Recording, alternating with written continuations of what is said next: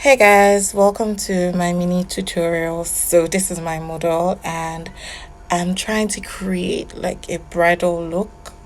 Yes. So let's get ready. Here I'm spraying my MAC Fix Plus and then I go in with my moisturizer. Foundation is Maybelline Superstay in 336. I always like to dab in my foundation. It gives it a fuller coverage. Now I'm going in with concealer. Trust me, it's the usual Ellie girl. Been using this for years, so like my go-to anytime, any day. But you need to blend well and don't leave for too long that you would have to have patches because that's one thing with early girl if you leave it for too long. So now we're moving on to contour.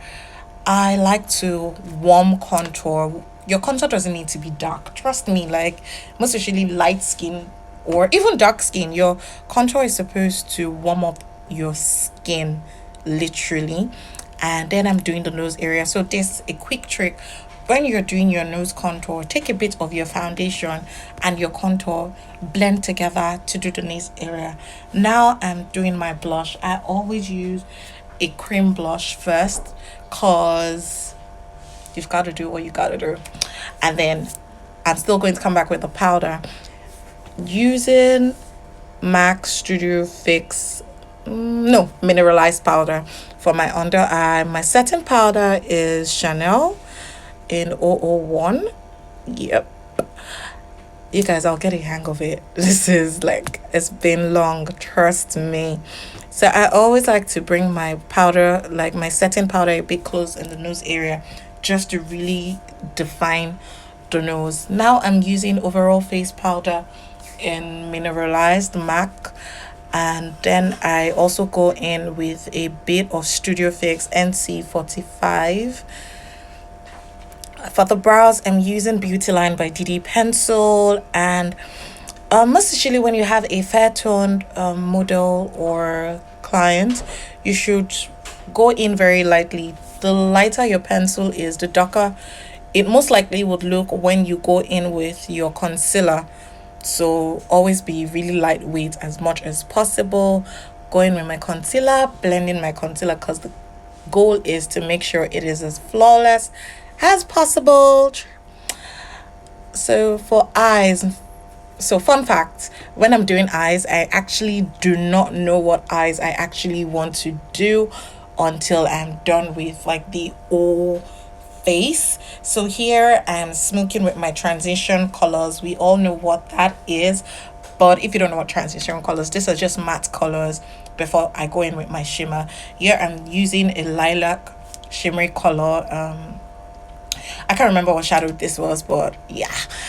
Then I blend and go back in with like a darker tone because I wanted it to be very soft, but at the same time to pop a bit because she's fair toned. So I still wanted her to have a bit of smoke in her crease area so the lilac would pop out a bit more.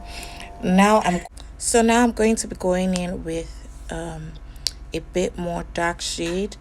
Blending is key. Always have all your brushes with you so you just go back in to retouch and to blend out like any ash lines so it is as smooth as possible. So I'm bringing in my pigments now. I'm first starting with like this silvery pigment. So there's this quick trick I do when I use elf primer on my eyeshadow so it sticks a bit more. Yeah, so putting my pigments in, then I come in with a chunky glitter. The glitter has this two-tone shade to it, so it works for me. Here I'm lining the eyes and I'm using Inglot 77 Holy Grail as usual. Doing my what liquid liner. I didn't want an exaggerated wing liner because I was trying to keep it as timeless as possible. And then I put on my lashes, nothing too heavy, but at the same time standing out a bit much more because it's a bride. Coming back into my under eye, I dusted off my powder and I was using NC43 to give a pop. And I always like to exaggerate my mascara so it gives a really distinct standout. So remember what I said, you guys, we do cream blush and then I come back in doing my powder blush. But no pressure. If you feel like it's a lot, you can skip one of it. But because this was my artistic part of it, this is why I was going all out. But I have clients who, when I have to work on them, I probably would not use this much highlighter. Remember, for a bride or when working on a bride, the makeup needs to be a bit, even if it's subtle, needs to pop out a bit more because she's center of attention. Pictures, everything would be superly detailed on her, so you don't want her looking washed out in pictures. Highlighter was as subtle as possible but still popping. For the lips, I had intentions of doing a pink nudish lip, and so I had to line with brown.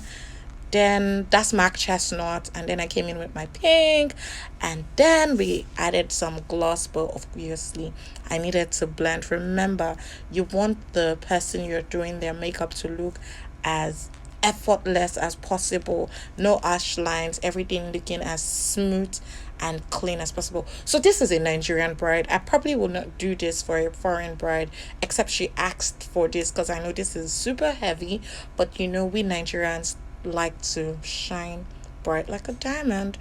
Yes.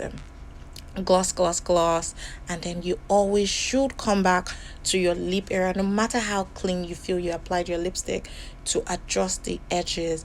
It makes it more pronounced and more defined in pictures. Here I'm finishing off with my setting spray.